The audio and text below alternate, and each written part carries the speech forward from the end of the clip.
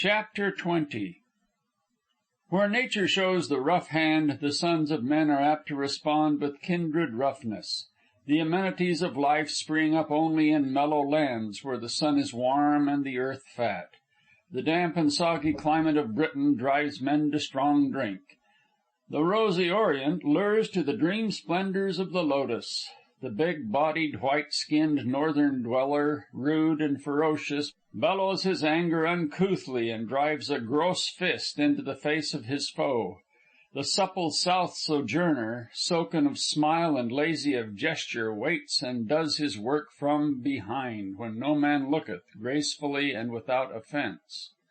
Their ends are one, the difference lies in their ways, and therein the climate, and the cumulative effect thereof, is the determining factor. Both are sinners, as men born of women have ever been, but the one does his sin openly, in the clear sight of God. The other, as though God could not see, veils his iniquity with shimmering fancies, hiding it like it were some splendid mystery. These be the ways of men. Each as the sun shines upon him, and the wind blows against him, according to his kind, and the seed of his father, and the milk of his mother. Each is the resultant of many forces, which go to make a pressure mightier than he, which moulds him in the predestined shape. But with sound legs under him, he may run away and meet with a new pressure. He may continue running, each new pressure prodding him as he goes, until he dies, and his final form will be that predestined of the many pressures. An exchange of cradle babes, and the base-born slave may wear the purple imperially, and the royal infant begs an alms as wheedlingly or cringe to the lash as abjectly as his meanest subject. A Chesterfield, with an empty belly, chancing upon good fare, will gorge as faithfully as the swine in the next sty. And an Epicurus, in the dirt igloo of the Eskimos, will wax eloquent over the whale oil and walrus blubber, or die. Thus, in the young Northland, frosty and grim and menacing, men stripped off the sloth of the South and gave battle greatly. And they stripped likewise much of the veneer of civilization, all of its follies, most of its foibles, and perhaps a few of its virtues. Maybe so, but they reserved the great traditions, and at least lived frankly, laughed honestly, and looked one another in the eyes. And so it is not well for women, born south of 53 and reared gently, to knock loosely about the Northland, unless they be great of heart. They may be soft and tender and sensitive, possessed of eyes which have not lost the luster and the wonder, and of ears used only to sweet sounds, but if their philosophy is sane and stable, large enough to understand and to forgive, they will come to no harm and attain comprehension. If not, they will see things and hear things which hurt, and they will suffer greatly, and lose faith in man, which is the greatest evil that may happen them. Such should be sedulously cherished, and it were well to depute this to their menfolk, the nearer of kin the better. In line, it were good policy to seek out a cabin on the hill overlooking Dawson, or best of all across the Yukon on the western bank. Let them not move abroad unheralded and unaccompanied, and the hillside back of the cabin may be recommended as a fit field for stretching muscles and breathing deeply, a place where their ears may remain undefiled by the harsh words of men who strive to the utmost. Vance Corliss wiped the last tin dish and filed it away on the shelf, lighted his pipe, and rolled over on his back on the bunk to contemplate the moss-chinked roof of his French Hill cabin. This French Hill cabin stood on the last dip of the hill into El Dorado Creek, close to the main traveled trail, and its one window blinked cheerily of nights at those who journeyed late. The door was kicked open, and Del Bishop staggered in with a load of firewood. His breath had so settled on his face in a hard rime that he could not speak. Such a condition was ever a hardship with the man, so he thrust his face forthwith into the quivering heat above the stove. In a trice the frost was started and the thawed streamlets dancing madly on the white-hot surface beneath. Then the ice began to fall from his beard in chunks, rattling on the lid tops and simmering spitefully till spurted upward in clouds of steam. "And so you witness an actual phenomenon, illustrative of the three forms of matter," Vance laughed, mimicking the monotonous tones of the demonstrator. "Solid, liquid, and vapor. In another moment you will have the gas." "That's all very well," Bishop sputtered, wrestling with an obstructing piece of ice until it was wrenched from his upper lip and slammed stoveward with a bang. "How cold do you make it, Del? 50? "50?" the pocket miner demanded with unutterable scorn, wiping his face. "Quicksilver's been solid for hours, and it's been gettin' colder and colder ever since. 50? I'll bet my new mittens against your old moccasins that it ain't a notch below 70. "Think so?" "D'you want to bet?" Vance nodded laughingly. "Centigrade or Fahrenheit?" Bishop asked, suddenly suspicious. "Oh, well, if you want my old moccasins so badly," Vance rejoined, feigning to be hurt by the other's lack of faith, "why, you can have them without betting." Del snorted and flung himself down on the opposite bunk. "Think you're funny, don't you?" No answer forthcoming, he deemed the retort conclusive, rolled over, and fell to studying the moss chinks. 15 minutes of this diversion sufficed. "Play you a rubber of crib before bed," he challenged across to the other bunk. "I'll go you." Corliss got up, stretched, and moved the kerosene lamp from the shelf to the table. "Think it will hold out?" he asked, surveying the oil level through the cheap glass. Bishop threw down the crib board and cards, and measured the contents of the lamp with his eye. "Forgot to fill it, didn't I? Too late now. Do it tomorrow. It'll last the rubber out, sure." Corliss took up the cards, but paused in the shuffling. "We've a big trip before us, Del, about a month from now, the middle of March as near as I can plan it, up the Stewart River to McQuestion, up McQuestion and back down again the Mayo, then across country to Mazy May, winding up at Henderson Creek." "On the Indian River?" "No," Corliss replied as he dealt the hands.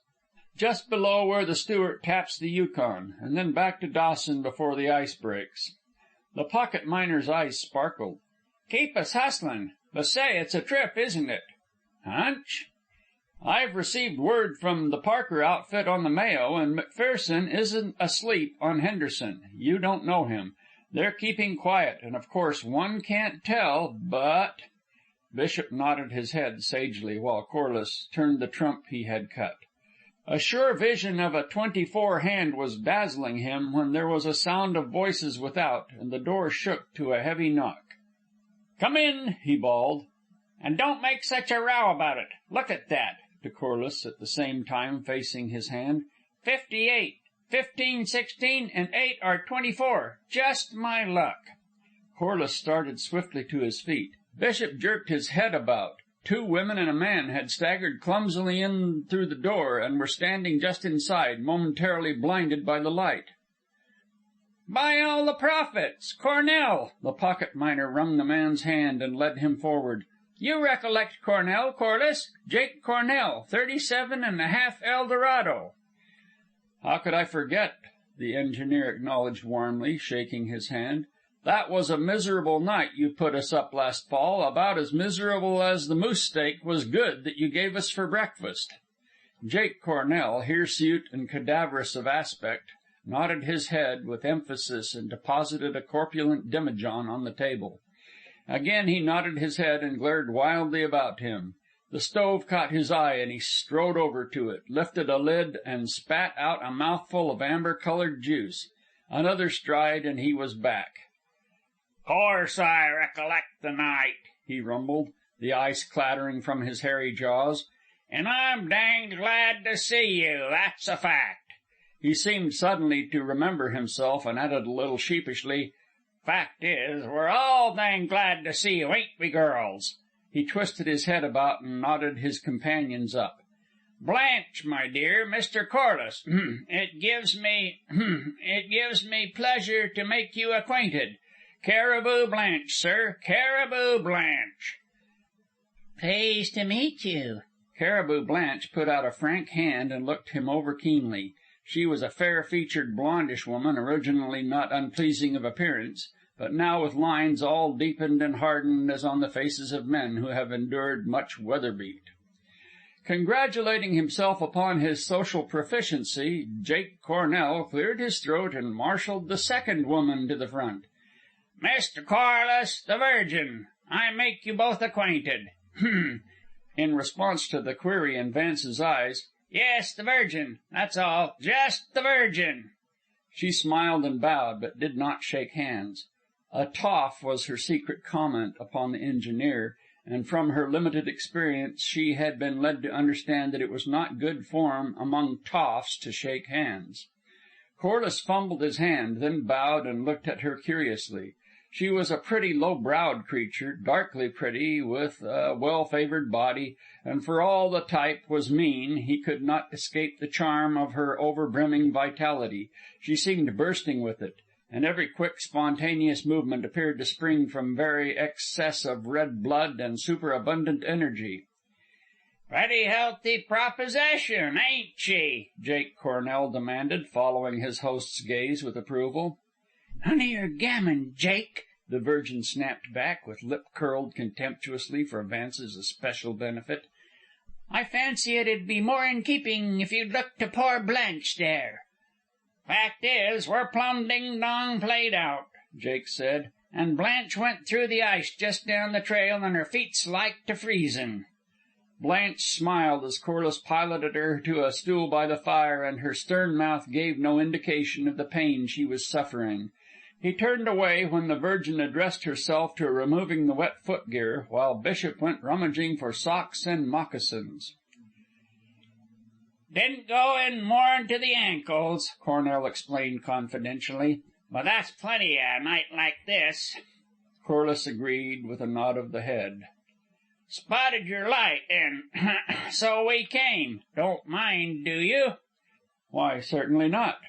"No intrudin'?"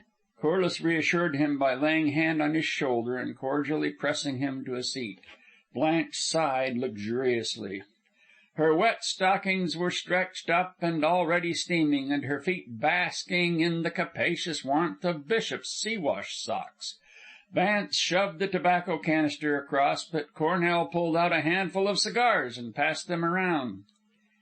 "Uncommon bad piece of trail just this side of the turn," he remarked stentoriously, at the same time flinging an eloquent glance at the demijohn.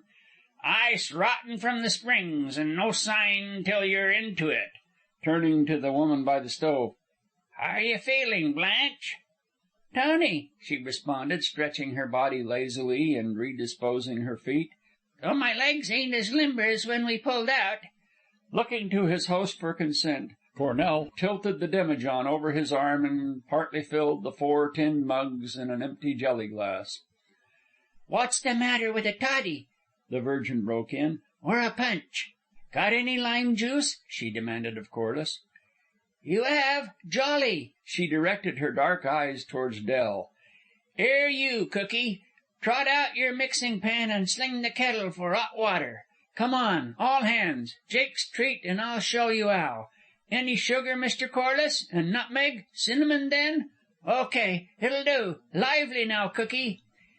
"Ain't she a peach?" Cornell confided to Vance, watching her with mellow eyes as she stirred the steaming brew. But the Virgin directed her attentions to the engineer. "Don't mind him, sir," she advised. "He's more'n 'arf gorn already, 'ittin' the jug every blessed stop." "Now, my dear," Jake protested. "Don't you my dear me," she sniffed. "I don't like you." "Why?" "'Cause," she ladled the punch carefully into the mugs and meditated. "'Cause you chew tobacco. 'Cause you're whiskery. What I take to is smooth-faced young chaps." "Don't take any stock in her nonsense," the Fraction King warned. "She just does it a purpose to get me mad." "Now then," she commanded sharply, "step up to your liquor. Here's 'ow." "What'll it be?" cried Blanche from the stove. The elevated mugs wavered and halted. "The Queen, God bless her," the Virgin toasted promptly. "And Bill," Del Bishop interrupted. Again the mugs wavered. "Bill who?" the Virgin asked suspiciously. "McKinley." She favored him with a smile. "Thank you, Cookie. You're a trump. Now, here's a go, gents. Take it standing. The Queen, God bless her, and Bill McKinley." "Bottoms up," thundered Jake Cornell, and the mugs smote the table with clanging rims. According to Frona, he mused ironically, this was learning life, was adding to his sum of human generalizations. The phrase was hers, and he rolled it over a couple of times. Then again, her engagement with St. Vincent crept into his thought, and he charmed the Virgin by asking her to sing. But she was coy, and only after Bishop had rendered the several score stanzas of Flying Cloud did she comply. Her voice, in a weakly way, probably registered an octave and a half. Below that point it underwent strange metamorphoses, while on the upper levels it was devious and rickety. Nevertheless, she sang "Take Back Your Gold" with touching effect, which brought a fiery moisture into the eyes of the Fraction King, who listened greedily, for the time being experiencing unwonted ethical yearnings. The applause was generous, followed immediately by Bishop, who toasted the singer as the enchantress of Bow Bells, to the reverberating "Bottoms Up" of Jake Cornell. 2 hours later, Frona Wells rapped. It was a sharp, insistent rap, penetrating the din within and bringing Corliss to the door. She gave a glad little cry when she saw who it was. "Oh, it is you, Vance. I didn't know you lived here." He shook hands and blocked the doorway with his body. Behind him the Virgin was laughing and Jake Cornell roaring. "Oh, cable this message along the track. The prod's at West Buddy's coming back. Put plenty of veal for one on the rack. Tra-la-la-la-la-la-la-la-la." "What is it?" Vance questioned. "Anything up?" "I think you might ask me in." There was a hint of reproach in Frona's voice and of haste. "I blundered through the ice and my feet are freezing." "Oh, God!" in the exuberant tones of the Virgin, came whirling over Vance's shoulder, and the voices of Blanche and Bishop joining in a laugh against Cornell and that worthy's vociferous protestations. It seemed to him that all the blood of his body had rushed into his face. "But you can't come in, Frona. Don't you hear them?" "But I must," she insisted. "My feet are freezing." With a gesture of resignation, he stepped aside and closed the door after her. Coming suddenly in from the darkness, she hesitated a moment, but in that moment recovered her sight and took in the scene. The air was thick with tobacco smoke, and the odor of it in the close room was sickening to one fresh from the pure outside. On the table a column of steam was ascending from the big mixing pan. The Virgin, fleeing before Cornell, was defending herself with a long mustard spoon. Evading him and watching her chance, she continually daubed his nose and cheeks with the yellow smear. Blanche had twisted about from the stove to see the fun, and Del Bishop, with a mug at rest halfway to his lips, was applauding the successive strokes. The faces of all were flushed. Vance leaned nervously against the door. The whole situation seemed so unthinkably impossible. An insane desire to laugh came over him, which resolved itself into a coughing fit. But Frona, realizing her own pressing need by the growing absence of sensation in her feet, stepped forward. "Hello, Del," she called. The mirth froze on his face at the familiar sound, and he slowly and unwilling turned his head to meet her. She had slipped the hood of her parka back, and her face, outlined against the dark fur, rosy with the cold and bright, was like a shaft of the sun shot into the murk of a boozing ken. They all knew her, for who did not know Jacob Wells's daughter? The Virgin dropped the mustard spoon with a startled shriek, while Cornell, passing a dazed hand across his yellow markings and consummating the general smear, collapsed on the nearest stool. Caribou Blanche alone retained her self-possession and laughed softly. Bishop managed to articulate "Hello," but was unable to stave off the silence which settled down. Frona waited a second and then said, "Good evening, all." "This way." Vance had recovered himself and seated her by the stove opposite Blanche. "Better get your things off quickly, and be careful of the heat. I'll see what I can find for you." "Some cold water, please," she asked. "It will take the frost out. Dell will get it." "I hope it is not serious." "No." She shook her head and smiled up to him, at the same time working away at her ice-coated moccasins. "There hasn't been time for more than surface freezing. At the worst, the skin will peel off." An unearthly silence brooded in the cabin, broken only by Bishop filling a basin from the water bucket, and by Corliss seeking out his smallest and daintiest house moccasins and his warmest socks. Frona, rubbing her feet vigorously, paused and looked up. "Don't let me chill the festivities just because I'm cold," she laughed. "Please go on." Jake Cornell straightened up and cleared his throat inanely, and the Virgin looked over-dignified, but Blanche came over and took the towel out of Frona's hands. "I wet my feet in the same place," she said, kneeling down and bringing a glow to the frosted feet. "I suppose you can manage some sort of fit with them. Here." Vance tossed over the house moccasins and woolen wrappings, which the two women, with low laughs and confidential undertones, proceeded to utilize. "But what in the world were you doing on trail alone at this time of night?" Vance asked. In his heart he was marveling at the coolness and pluck with which she was carrying off the situation. "I know beforehand that you will censure me," she replied, helping Blanche arrange the wet gear over the fire. "I was at Mrs. Stanton's, but first, you must know, Miss Mortimer and I are staying at the Pentleys for a week.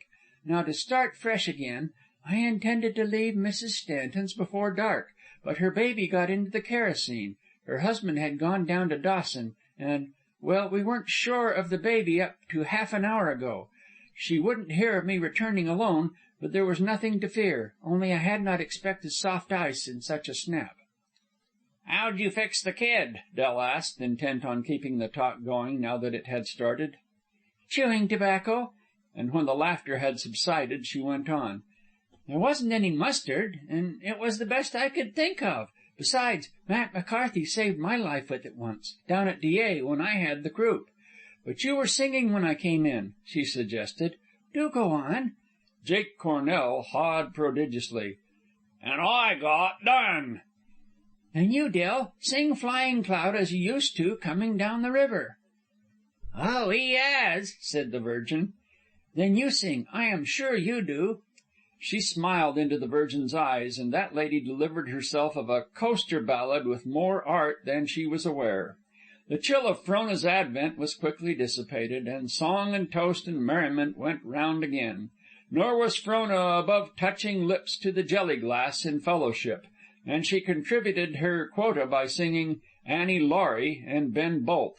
Also, but privily, she watched the drink saturating the besotted souls of Cornell and the Virgin. It was an experience, and she was glad of it, though sorry in a way for Corliss, who played the host lamely. But he had little need of pity. "Any other woman," he said to himself a score of times, looking at Frona and trying to picture numerous women he had known by his mother's teapot, knocking at the door and coming in as Frona had done. Then again, it was only yesterday that it would have hurt him, Blanche's rubbing her feet. But now he gloried in Frona's permitting it, and his heart went out in a more kindly way to Blanche. Perhaps it was the elevation of the liquor, but he seemed to discover new virtues in her rugged face. Frona had put on her dried moccasins and risen to her feet, and was listening patiently to Jake Cornell, who hiccuped a last incoherent toast. "To the man," he rumbled cavernously. "The man that made "The blessed country," volunteered the Virgin. "True, my dear. To the man that made the blessed country, to Jacob Wells." "And the writer," Blanche cried, "to Jacob Wells's daughter. Aye, standing and bottoms up." "Oh, she's a jolly good fellow," Del led off, the drink ruddying his cheek. "I'd like to shake hands with you just once," Blanche said in a low voice while the rest were chorusing. Frona slipped her mitten, which she had already put on, and the pressure was firm between them. "No," she said to Corliss, who had put on his cap and was tying the ear flaps. "Blanche tells me the Pentleys are only half a mile from here. The trail is straight. I'll not hear of any one accompanying me." "No, This time she spoke so authoritatively that he tossed his cap into the bunk. "Good night, all," she called, sweeping the roisterers with a smile. But Corliss saw her to the door and stepped outside. She glanced up to him. Her hood was pulled only partly up, and her face shone alluringly under the starlight. Frona, I wish—" "Don't be alarmed," she whispered. "I'll not tell on you, Vance." He saw the mocking glint in her eyes, but tried to go on. "I wish to explain just how—" "No need. I understand. But at the same time, I must confess I do not particularly admire your taste." "Frona!" The evident pain in his voice reached her. "Oh, you big foolish!" she laughed. "Don't I know? Didn't Blanche tell me she wet her feet?" Corliss bowed his head. "Truly, Frona, you are the most consistent woman I ever met. Furthermore," with a straightening of his form and a dominant assertion in his voice, "this is not the last." She tried to stop him, but he continued. I know that things will turn out differently. To fling your own words back at you, all the factors have not been taken into consideration. As for St. Vincent, I'll have you yet. For that matter, now could not be too soon." He flashed out hungry arms to her, but she read quicker than he moved, and laughing eluded him and ran lightly down the trail. "Come back, Frona, come back," he called. "I am sorry." "No, you're not," came the answer, "and I'd be sorry if you were. Good night." He watched her merge into the shadows, then entered the cabin. He had utterly forgotten the scene within, and at first glance it startled him. Caribou Blanche was crying softly to herself. Her eyes were luminous and moist, and as he looked a lone tear stole down her cheek. Bishop's face had gone serious. The Virgin had sprawled head and shoulders on the table amid overturned mugs and dripping lees, and Cornell was titubating over her, hiccuping and repeating vacuously, "You're all right, my dear, you're all right." But the Virgin was inconsolable. "Oh, God, when I think on what is and was, and no fault of mine, I tell you," she shrieked with quick fierceness. "How was I born, I ask? What was my old man? A drunk, a chronic. And my old woman? Talk of Whitechapel. Who guv a cent for me, or how I was dragged up? Who cared a rap, I say? Who cared a rap?" A sudden revulsion came over Corliss. "Hold your tongue," he ordered. The Virgin raised her head, her loosened hair streaming about her like a fury's. "What is she?" she sneered. "Sweetheart?" Corliss whirled upon her savagely, face white and voice shaking with passion. The Virgin cowered down and instinctively threw up her hands to protect her face. "Don't hit me, sir," she whined. "Don't hit me." He was frightened at himself and waited till he could gather control. "Now," he said calmly, "get into your things and go. All of you. Clear out. Vamoose." "You're no man, you ain't," the Virgin snarled, discovering that physical assault was not imminent. But Corliss herded her particularly to the door and gave no heed. "A turning ladies out," she sniffed, with a stumble over the threshold. "No offense," Jake Cornell muttered pacifically. "No offense." "Good night. Sorry," Corliss said to Blanche, with the shadow of a forgiving smile as she passed out. "You're tough, that's what you are, a bloomin' tough," the Virgin howled back as he shut the door. He looked blankly at Del Bishop and surveyed the sodden confusion on the table. Then he walked over and threw himself down on his bunk. Bishop leaned an elbow on the table and pulled at his wheezy pipe. The lamp smoked, flickered, and went out, but still he remained filling his pipe again and again and striking endless matches. "Del, are you awake?" Corliss called at last. Del grunted. "I was a cur to turn them all out into the snow. I am ashamed." "Sure," was the affirmation. A long silence followed. Del knocked the ashes out and raised up. "Sleep?" he called. There was no reply, and he walked to the bunk softly and pulled the blankets over the engineer. End of Chapter 20. Read by Don W. Jenkins. Rancho San Diego, California. shaggybark.blogspot.com.